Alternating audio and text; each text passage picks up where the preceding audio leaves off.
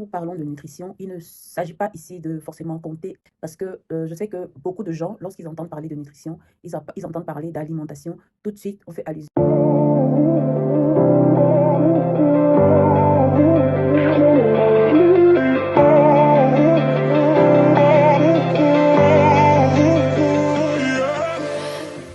Et comme je le disais d'entrée de jeu, notre nutrition détermine forcément notre énergie d'abord, et éventuellement l'état de stress que nous pouvons avoir.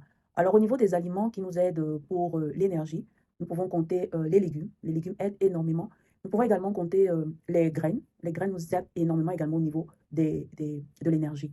Donc nous devons faire en sorte que les légumes soient vraiment incorporés au niveau de notre assiette, afin que nous soyons sûrs que nous avons tous ces éléments qui permettent que l'organisme ait le maximum de nutriments et réguler le taux de stress. Nous pouvons prendre l'exemple des oméga 3 que nous pouvons trouver dans le poisson et tout, qui nous aident au niveau du contrôle de notre humeur. Parce que parfois nous sommes de mauvaise humeur, nous ne savons pas pourquoi, mais en fait, c'est le résultat de ce que nous consommons. Notre alimentation joue un grand rôle dans notre bien-être en général. Lorsque nous parlons également d'hydratation ici, en fait, toutes nos cellules, pour que tous ces nutriments que nous consommons puissent être repartagés, redistribués au niveau de notre organisme, nous avons besoin qu'ils soient guidés et conduits par quelque chose. Et cela, c'est par de l'eau. C'est pour ça que le volet hydratation ne doit en aucun cas être négligé. Donc, nous devons nous hydrater au maximum.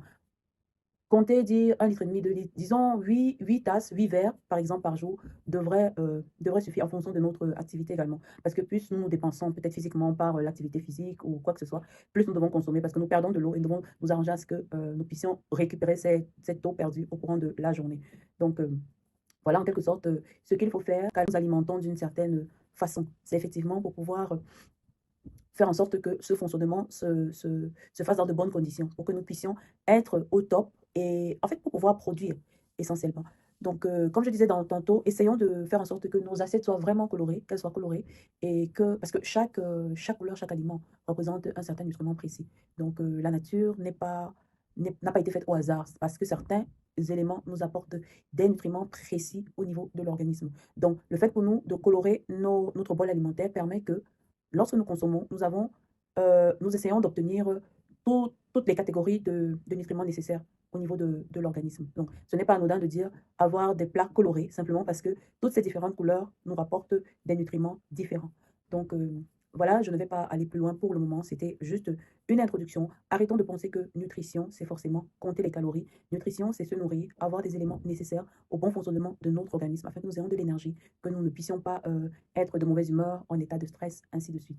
Donc, je viens ici demander à tout le monde de vraiment ne pas se mettre de pression parce que par moment, lorsque nous nous alimentons pas normalement, nous nous sentons coupables et tout. Il ne s'agit pas de se sentir coupable ici. Il s'agit simplement de prendre la bonne décision et de remédier à certaines peut-être mauvaises habitudes que nous avions dans le passé et graduellement les changer. Il ne s'agit pas d'un effet immédiat. Prenons le temps de réellement ajuster tout ce qui a à ajuster et vraiment contribuer au fait que notre hygiène de vie saine contribue à notre santé. Parce qu'une bonne hygiène de vie permet également de rallonger notre espérance de vie, c'est prouvé et tout. Donc, et notre hygiène de vie permet également que nous évitions certaines maladies chroniques qui surviennent souvent au cours de notre vie, simplement dû au fait que nous ne nous alimentons pas forcément comme nous devrions nous alimenter.